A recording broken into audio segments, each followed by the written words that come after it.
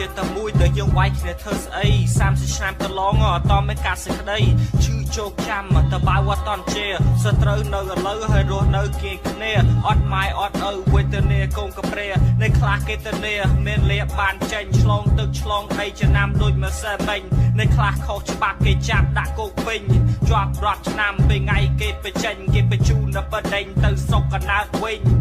អត់សភៅឥឡូវអាវុធជាប់ដៃក៏ហក់លួចពន់ជន់គ្នាមានន័យវាយបាញ់ស្លាប់ដូចជីវិតអត់មានតម្លៃខ្លះងាប់ដៃហៅខ្មោចលងកណ្ដាលថ្ងៃខែល្បី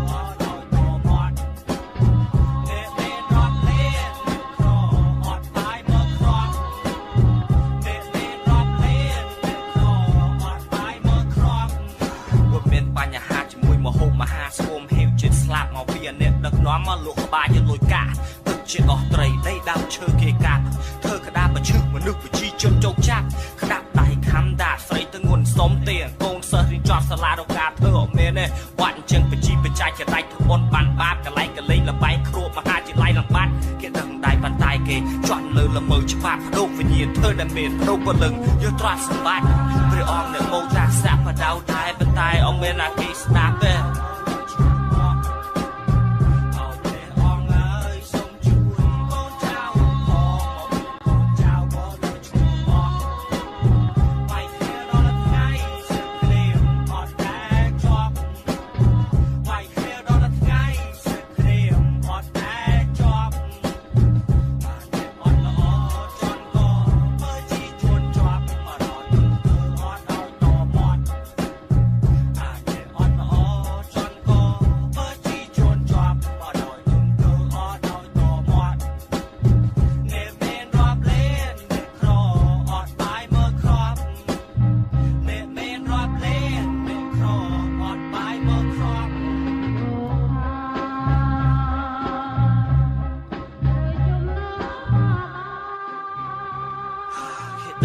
ខ្ញុំជាអ្នកស្នេហាជាតិដែលតែគេហ៊ានជួយមកពីពេញមកភពលោកមានភូមិពុកក៏លួយខ្លួនមេះពេជ្រប៉ុន្តែខួរក្បាលឡើងក៏លួយខ្ញុំសែនដូនតាព្រះអង្គហើយសូមជួយកូនចៅផងយើងទៅមុខមិនបានរឿងបូដានអត់តន់ជាប់ផងផ្លត់តកម្មនៅមុខសាលាកាមមើលបើគេមិនយកចាប់ចងប្រយ័ត្នបាត់ខ្លួនខោអាវឈាមសើមអស់តែខ្ញុំមានតែហើមខ្ញុំមានផែនការទេមទេទៅដើមសេរីសុភាពឲ្យបោកថាខ្ញុំប្រាជ្ញតាមម្នាក់ឯងយកប៉ះពាល់ដល់គ្រួសារខ្ញុំដឹងថាពេលខ្ញុំនិយាយនេះគ្រោះថ្នាក់ដល់ជីវិតប៉ុន្តែបើខ្ញុំអត់និយាយងាប់ទៅលើទៅបិទភ្នែកវាមិនចិត្ត